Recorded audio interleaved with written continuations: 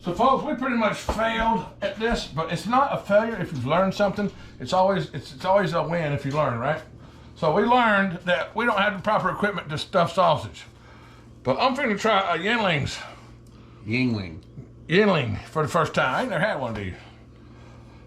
And William got some today, and this is just a, it says Yingling Traditional Lager.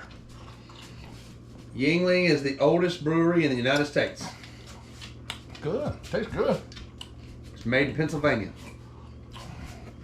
Pennsylvania? I don't know if it's still made in Pennsylvania. Maybe not for our area. Maybe, I'm sure they have breweries all over the United States, but everything's from Pennsylvania. It's just the regular beer. Yeah, but it's a little dark and a little smoky. Like beer. Yeah. Just like regular beer to me. And you have had a Yingling. You had the Yingling chocolate. I did have that, but I don't think I've ever had a Yingling other than that. It wouldn't be my go-to. Yingling or Coors Banquet. Those were the two that I love so much. What you like. That's what I love. This is not really, I mean, to me this is kind of tame. I'm a whiskey guy. Yeah. This is tame. This is kind of like drinking maybe a Miller Lite. It's kind of small. Oh, no, it's better than Miller Lite. Well, I mean, it's kind of small. It ain't really that strong. It ain't that strong. Of course. No, I mean, it's not some damn IPA that's 10.9. Oh, I don't like that. I don't like all those exotic beers and shit. You know my favorite thing? I like Molson Ice. I love Bud Dry. When I was younger, Bud Dry. It was a dry beer, but Budweiser came out. It was so good. I loved it. Okay, so Miller Genuine Draft has given me my best feeling from alcohol ever. MGD. I drink in the MGD bottle. is a fucking classic, man. In the bottle. It was always a bottle. It was in the bottle. I'd get them by the case, and I would drink that stuff, and it would act kind of like coffee. The more I drank, the more awake and more fun I had. I was like, it gave me energy, and I was like, ooh. So if I had to rank beers as in my favorites, like 5 stars or whatever. Yeah, if I could get them, if they were just available to me every day, no, because I've been all over all the world. of them. And you could choose one. No, if I could put them in the top 5. Okay. I've been all over the world. Your favorite. With the Marine top 5 favorites. Top 5 favorites all over the world. Number 1 for me, San Miguel from the Philippines. Okay, I've got great memories with that beer. The beer is tasty. So that's your most favorite of all time, or that's number 5? Favorite of all time. So we're going up. We're not going back. We're not counting down. So we started at the beginning. We started, yeah. Favorite of all time. We should have said 5, 4, 3, 2, 1. Yeah. Favorite of all time, San Miguel. Yeah. Number 2, Labatt Blue. Labatt. Labatt Blue. I had it up in Michigan. Love me some Labatt. Yeah, it's Canadian. Canadian beers are good. Yeah, it's a really good beer. I bet. Yeah. That's probably made by Molson, I bet. Probably. Molson Brewing Company's got really good beers. Number 3, I would have to say Yingling. Yeah. Okay. I like Yingling. Yingling works. Yeah. All right. Number 4, Coors Banquet. Coors Banquet, the gold cans. The gold cans. Yeah. That's my. If I'm gonna sit down and drink a case of beer, it's gonna be Coors Banquet. Like I'm just gonna drink it. You're gonna. That's my everyday pounder. Run it. Pounders. Let's do this. Okay. Well. Yep. Number 5, special to me, PBR. I like that one too. Yeah, that's good. I like PBR for the let's get a case and let's run it till the case is gone. So I have San Miguel that I can sit down. So you can't stop. You got to finish them. I love San Miguel for the reason that I can sit here, drink one. Yeah. Go. Then I like PBR and Coors Banquet. Different reason. Because I can go ride the 4-wheeler, fish, hang out. Depending on what mood you're in and what situation and what atmosphere you're in, you would choose different drinks. Yes. So different atmospheres cause different drinking styles or different. Yeah, I agree. So I can sit down with a good steak and drink one San Miguel. Yeah. So that'd be like right. Or I can be on a riverbank fishing, drink a bunch of Bush beer or something, and drink a bunch of. No, I don't drink Bush. Well, whatever. I can drink 20 PBRs. Yeah. Or 20 Coors Banquets. Let's catch a buzz beer. The other ones are let's relax beer for the taste and the flavor. So that's why I put them in that top 5. Okay. But my top 5, if you see, I have enjoy. Right. You're top, get trashed. Your most like beers are the relaxed, chill, have 1 or 2, and that's it. Go to bed. Exactly. Chill.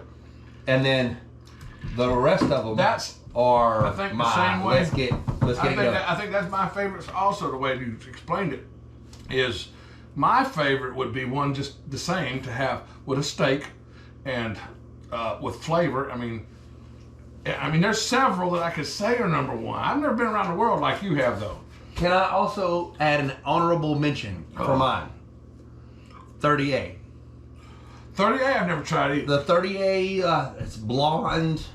It's 30A blonde ale or something like that. Folks, the 30A is definitely an honorable mention in the category we'll have to get some. sit down and have a steak and drink a beer. Next time we do reviews, folks, we're gonna try 30A because it's so local to us that I've never. It's tried South Walton County. Yeah, and that's an honorable mention, but it fits in the category of Labatt Blue and San Miguel for me. Okay. It's I want to sit down, have a steak and potatoes, and I want to drink a beer. You know, you get off work, you get done mowing the grass, you want a beer kind of thing. Like it fits in that category. If I haven't worked real hard in a long time. I work hard and I've done hard work lately, but not like when I was younger and I could actually physically do it. And I go out and work in heat all day and have a job in the heat, and then come in from work and I'd be like, that first freaking beer, it's like pour that beer in that glass and just go. It's like finding it's like, oh yeah. It's like finding an oasis. You're just so like, good. oh yeah, yes. Exactly. And it goes down so quick and so smooth, and it's like, to me, that beer would be a Corona Extra. Yeah. Okay, so your top 5. Kevin's top 5. My top 5 would be, I'd have to say. And remember, I went from number 1 to. I'm gonna go number 1. My number 1, if I was to sit down and just want a good tasting freaking beer, just something that's for flavor, and not just to get drunk off of, I would have to go with a German beer, and like a Lowenbrau or a Heineken. Polygirl. St. Polygirl. I like St. Polygirl would be my favorite. And it's got to have the tinfoil around the cap.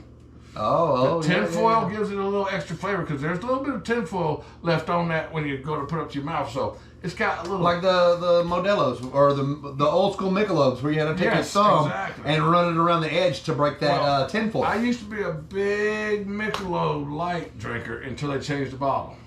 And you know how you had that sexy bottle, that Michelob light? Well, I wrote to the company and I talked to them about it. And I said, I drink this stuff every day. We get a 12-pack after work every day, and y'all change the bottles on us to this regular bottle. And they sent me a letter back talking about they did some kind of study, a market study, and the drinkers of today would prefer this and that. Their study showed that this is what they needed to do for marketing and to make more money for the company. And they never went back to that regular. I remember exactly what you're talking about. It's like it's got the almost like that Coke bottle. It was a curved, sexy bottle. It was like a Coke bottle at the bottom, but then it kind of went like that at the top. Yep. I know what you're talking about. And that's when I actually that was my favorite for years. But St. Polygirl, number 1. Number 1, St. Polygirl. Number 2 would have to be. Well, you said the Michelob before they changed the bottle. No. Not wouldn't be my number 2. I was just thinking about that. Okay. That would have been one of my go-to everyday after work drinks. But St. Polygirl would be number 1, of course. And then number 2 would have to be Molson Ice. Number 2. That would be my number 2 go-to beer for relaxing at the night. And I could probably take three of them. Polygirl 2, Molson Ice I'd want 3. And as we go down the line, you want more and more. Yeah. But Polygirl I'd drink 2 of those. Next in line would probably have to be Corona. Corona is a really good go-to beer with great flavor and great feeling. I can drink several. It doesn't get me full like a hard beer. Like this would probably get me full. To drink a bunch of these, you wouldn't want to just sit down and drink 10 of these after work. Oh yeah, I have. Really? I can do that. This is too strong to get too full. I just pee a lot. But Corona's a little bit lighter. After that, it would have to be probably a Dos Equis. And I just would think my number 5 is just whatever. It doesn't matter. You know what I'm saying? I mean, it doesn't matter. It could be Busch Light. It could be PBR. And what it has been is a variety. I like PBR. I like Busch Light. I like Busch. Yeah. I don't really care for Busch and Busch I don't Light. do Budweisers. I don't like Bud or Bud Light for some reason. So, talking about as many places as I've been, there's a lot of good beers that I love. I love Sam Adams, the October one.